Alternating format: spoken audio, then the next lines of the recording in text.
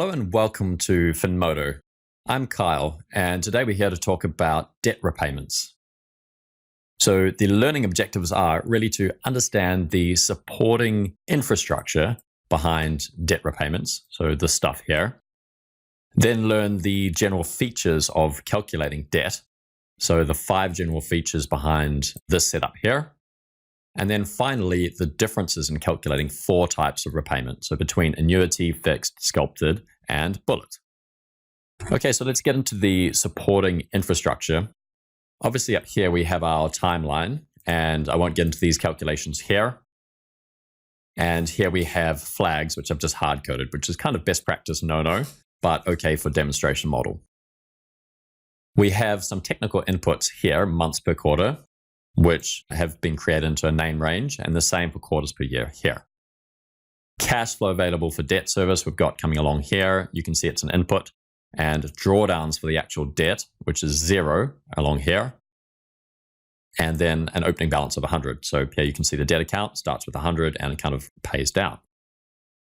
Obviously, in terms of best practice as well, we wouldn't normally have the inputs on the same sheet as the calculations. So we would normally split those out, but it's okay for a demonstration model because it really helps us to kind of see what's going on. In terms of interest, our all-in rate, we've got a 40% per annum interest rate. That's obviously super high and not really commercial. That would be accurate, I guess, if it was a loan shark or something like that. But it really helps us to understand the split between interest and principal and really contrast the differences between these repayment types. So if I knock that down to 10%, for example, then the effect is much less pronounced. So I'm going to ramp that up to 40%, and we can see much more clearly what's going on. We've got a target debt service coverage ratio. That is the cash flows divided by this amount will give us our total debt service for the Sculpted method, and I'll talk more about that when we get to Sculpted. And finally, we have our timing infrastructure and counters. So we're saying tenor flag, our opportunity to repay the debt lasts between 1st of January 18 and whatever 10 quarters after that is. So we've calculated 30th of June 20. And we've got an if-and statement which ties those two dates together and compares it to these dates and just says, are we 1 or 0? So are we essentially on or off? And flag structure is super important for helping us do that. Then we have a counter which just counts up while we are in the tenor period. And then we have a counter which counts down, saying how many repayment periods have we got remaining? Super useful for the annuity. Okay, so that's our supporting infrastructure. Let's move on to the general features of calculating debt repayments. So we'll use annuity as the kind of test case for us to go through the general features. There's 5 general features I'd really like to introduce to you. The first one is using an account structure. Now, accounts are super useful for keeping track of cumulative balances. So if I go Alt-MD, Alt-MD, this is all cumulative balances that is essentially made up of what is the opening balance and then what are the movements in that account. Movements being drawdowns, which increases the account, and repayment, which decreases the account. Obviously, if you repay debt, you owe less. The balance CF carried forward, so the closing balance, is just the sum of the above. And this being a negative, that's the sign convention we're using. Brought forward, by the way, that's what the BF stands for. That's opening balance. So there we have it. This is what we call a corkscrew account. Alt-MD, Alt-MD. You can kind of see why we call it corkscrew, because it kind of weaves its way through. And this is a very, very useful function for anything to do with cumulative amounts, so balances of accounts. And in worst practice, you'll see this kind of done using something like this. You could obviously add the opening balance to that as well. And so they'll keep track of it with some mechanism like this, which is really, really unclear to figure out what's going on. Much clearer to have this kind of account structure. So that's the first repayment. Sorry, that's the first feature. Second feature is drawdowns. So here we've just said link it straight to our drawdowns. We're not calculating it here. Usually we would calculate that in response to a requirement for drawdowns, so uses of funds. Here we have just hard-coded it. No need to calculate it. The third feature is interest. It doesn't feature into the account unless we're actually capitalizing interest or picking it, payment in kind. However, here we're just assuming it's all paid in cash. So firstly, what do? We have the all-in rate, the interest rate. All-in rate being the base rate plus the margin if it's floating, or just the fixed rate all-in rate if it's fixed. If it's swapped or hedged. So we're assuming that's what's happening here. And it's just the 40% divided by 4 quarters in the year. So that's what we're doing there. And then we're saying, okay, so 10% times the opening balance is 9.37. Why the opening balance? So this is a really, really key feature as well of financial models. Well, it's generally accepted financial modeling practice to use the opening balance instead of average balance, in which you'd kind of sum that plus this divided by 2, or the closing balance. So it's generally accepted financial modeling practice because it gets around a circularity. However, what does it actually imply?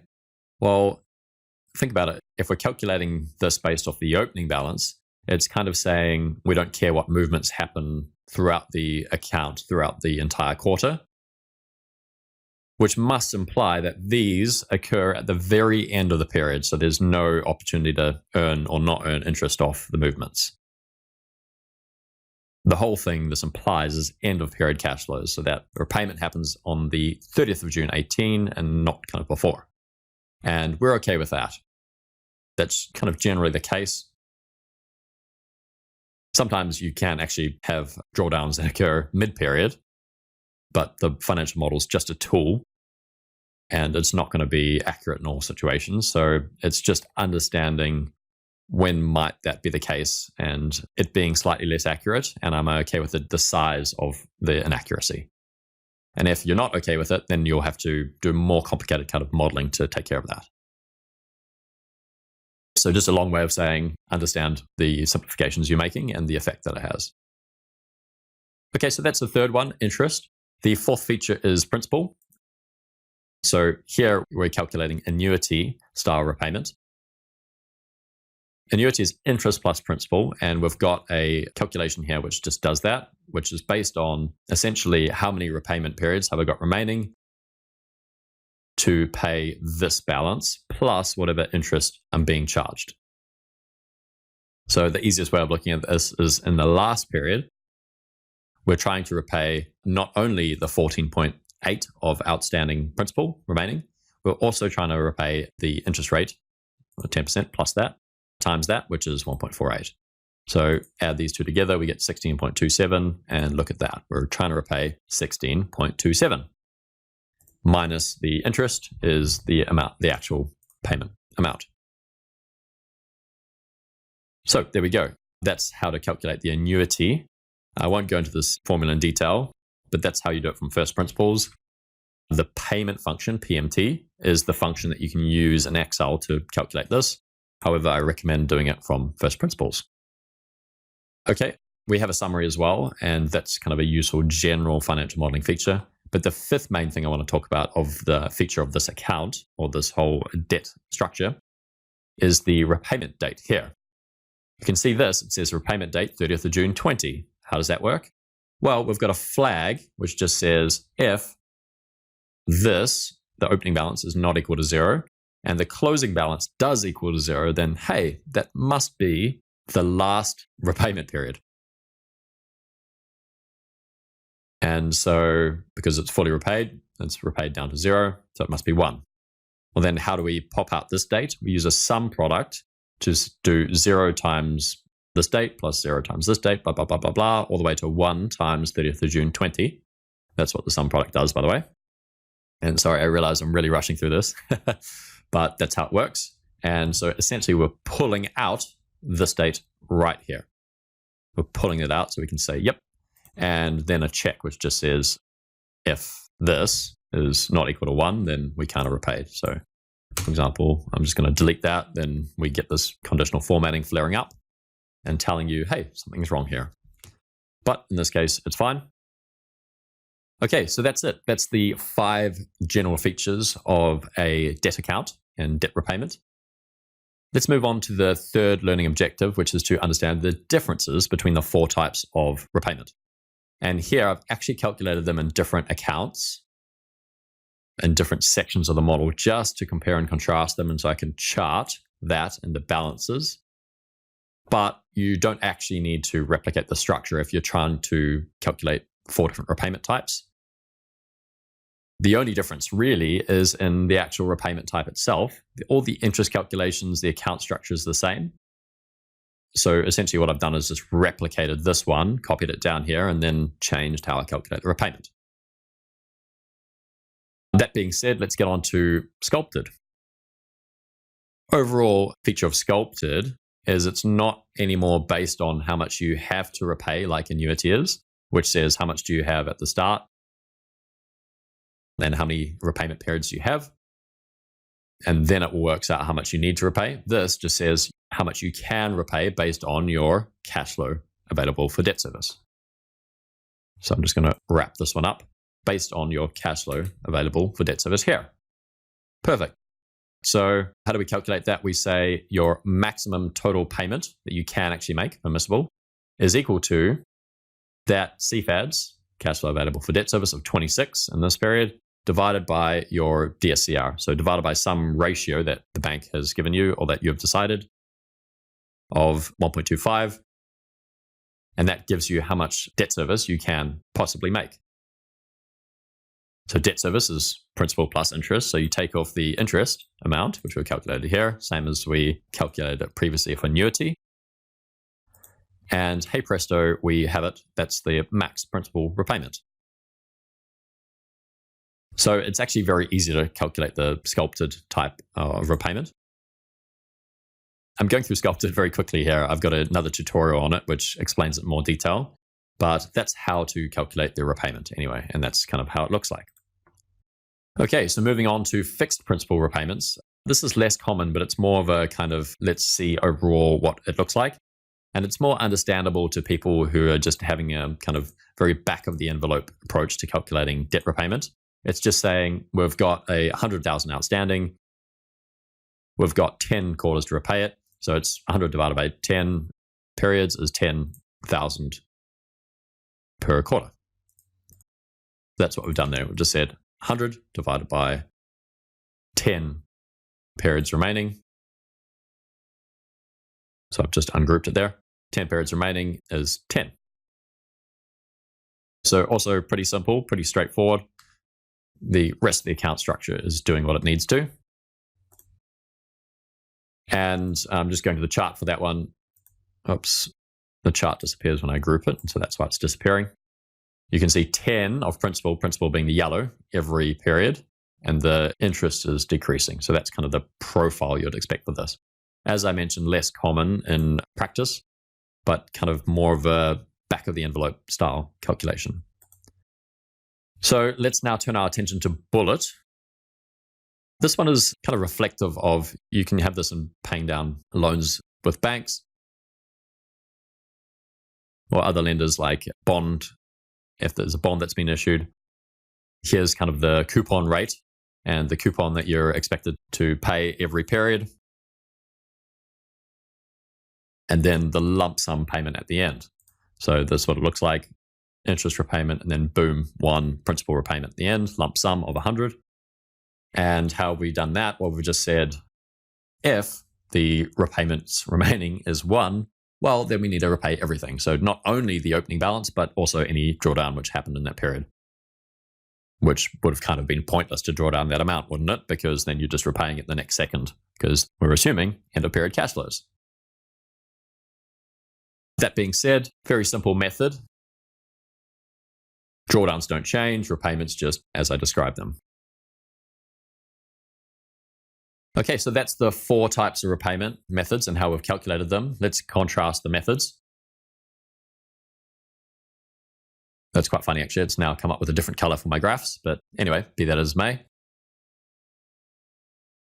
So here we've got the principal amount. It shows you it repays principal of 100, that's the total, and interest pays of 100 as well. If you look at this, pays principal of 100, great, but interest of 55. So why is that so much less than 100? Well, it's because for the bullet, this principal balance of 100 million hangs around on the account right up until the end. So every period you're having 100 times 10% is 10,000. It looks like I've got these wrong, so I'll correct that for the model. But you're repaying 10,000 essentially of interest every time. Whereas here, let's go through for fixed. Here, your actual balance carried forward, your outstanding amount, decreases linearly each period. The interest amount is 10, and then it should be 9, and then 8, and then 7, and then all the way down to 1. You add those up, you get 55. Principal amount of 10 every period. Let's look at the annuity. So how does annuity work? Well, obviously, every period is the same principal plus interest. That's consistent. That's the key feature of annuity. And you get this characteristic kind of curve of your balance carried forward, of how that pays down. Interest is sort of somewhere in between, 155 the lowest, but it's much closer. And the same with Sculpted. So Sculpted, you can see this kind of wavy characteristic as our cash flow fluctuates, our cash flow available. And principal being the yellow component of that. So here we're paying much less principal because most of it goes to servicing the interest on our loan. So if I crank this up, for example, debt service coverage ratio of 1.4, then let's have a look at what's happening. You can see this alert goes off because it's not fully repaying our debt. You can see that minimum function coming in and paying the lower amount of 34.34 and 12.97 because you can't actually afford to repay more. Why? Well, because you only got to have 22.97 of cash flow available. And to observe your covenants, you can only dedicate 16.41 of that towards paying down your debt plus, in terms of principal plus interest. So take off your interest, 12.97, that's that. It doesn't matter if you have 34 outstanding, you can only repay 12.97. Okay, so hopefully that's clear. We've gone through the supporting infrastructure of how we've calculated the debt repayments, including the time strip here. We've learned the 5 general features behind an account, and those are universal between those accounts if you've seen. The only thing that's changed is how we've calculated principal. And then we've gone through how we've calculated the principal, so the differences for each of these 4 accounts, and how that kind of changes the characteristics of the account and the repayment overall. So hopefully you enjoyed that. I will put this Excel file up on my website on finmodo.com so that you can download it if you'd like and have a play with it. Because it's always really, really good to see overall how things respond to different changes, and you can go in and change all the inputs here and see, kind of get an intuitive feel for how these debt repayments work. This is a good chunk of understanding debt, so I hope that's been useful to you. And let me know if you have any questions. I'm happy to answer questions on that. But I really recorded this because I felt like the basics weren't sometimes being understood. And this is kind of useful to just grapple with the concepts of debt by really just having the 4 main repayment styles kind of contrasted up front. So I hope you enjoyed that, and I'll see you on another tutorial.